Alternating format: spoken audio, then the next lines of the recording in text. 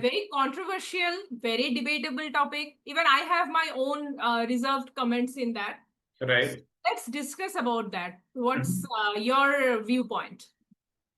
Okay, so let me first tell you about that post. Yeah, that post. So it's not only my standpoint. Okay, that post made it very clear that the entire training, maximum of the entire training industry, around 80 to 90% thinks the same.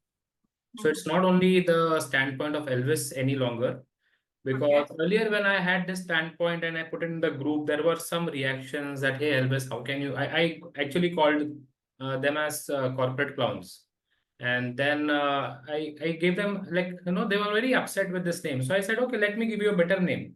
Let's call it game coordinators. Then they were still upset. I said, okay, event managers. But they wanted to be called as trainers. I said, no, sorry, this is not training. Conducting games from morning to evening and only the end result being fun and entertainment is not training.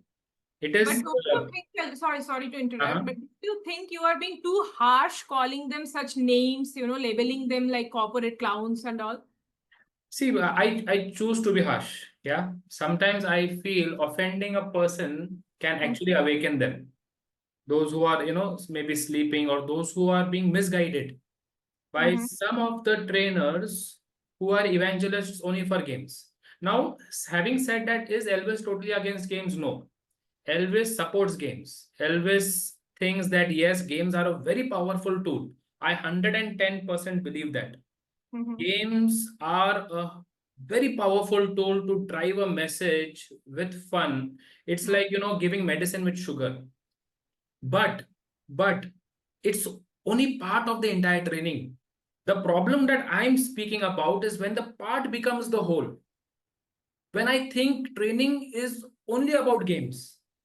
But there are different ways of learning, right? You as a trainer Uh-huh. know that there are different ways of learning. I as a trainer know that there are different ways of learning.